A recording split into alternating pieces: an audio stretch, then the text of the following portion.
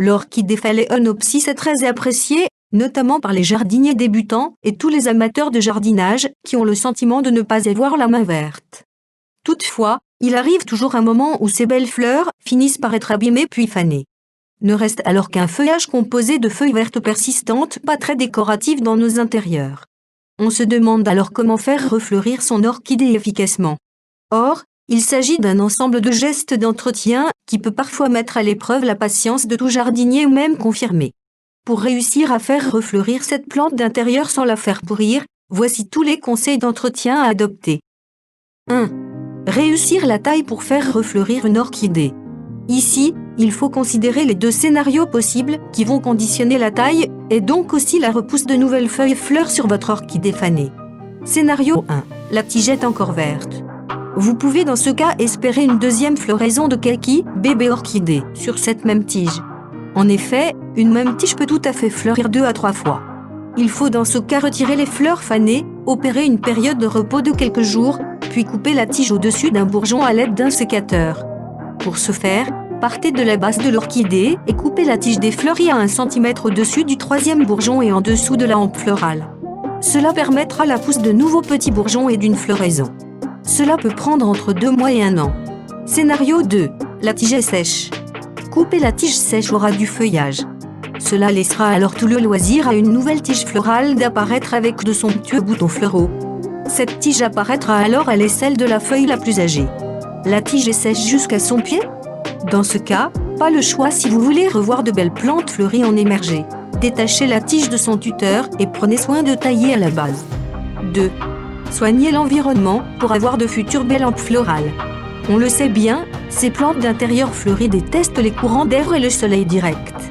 Mais concrètement, éviter ces paramètres ne suffit pas à s'assurer que les plantes fleuries vont repartir facilement.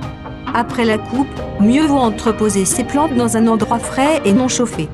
Exposée pendant une vingtaine de jours à une température de 15 degrés Celsius, votre plante défleurie vous offrira une nouvelle floraison. L'idéal est de sortir ces orchidées une fois les gelées passées, en les gardant sous un arbre au feuillage léger entre mai et septembre. Attention ici aux parasites tels que les limaces, escargots, cochenilles. Ensuite, placez-la au frais au mois de septembre. Dès que votre plante commence à fleurir, rentrez-la dans la maison.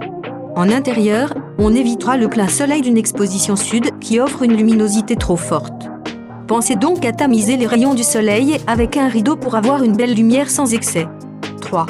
Arroser et nourrir la plante sans erreur. Les orchidées préfèrent tremper dans une eau non calcaire et une eau tiède ou à température ambiante si possible. À défaut d'avoir de l'eau douce, eau de pluie par exemple, utilisez de l'eau du robinet additionnée d'une lichée de vinaigre pour neutraliser le calcaire. Immergez le pot dans une bassine d'eau pendant environ 15 minutes, le temps que les bulles d'air aient fini de s'en échapper. Puis prenez soin de bien égoutter pour éviter l'eau stagnante dans la soucoupe ou le cache-pot.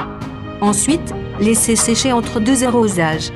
Vous pouvez aussi vaporiser le feuillage avec un brumisateur pour maintenir une atmosphère humide. Par contre, n'arrosez ou ne brumisez jamais d'eau sur la tête de l'orchidée, sauf si vous tenez absolument à tuer toutes les fleurs installées ou futures. Les orchidées supportent mal l'excès d'eau. Qui de l'engrais spécial orchidée? Abuser des engrais chimiques n'est pas conseillé. En hiver, vous pouvez en utiliser une fois tous les mois, puis tous les 10 jours lorsque les températures deviennent plus clémentes.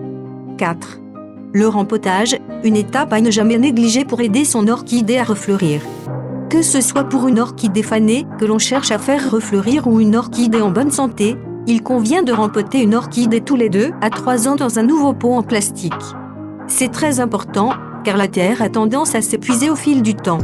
Optez pour un pot transparent légèrement plus grand que l'ancien rempli à moitié d'écorce de pin et de billes d'argile. Merci d'avoir vu notre vidéo, abonnez-vous pour vous mettre au courant d'intéressantes informations.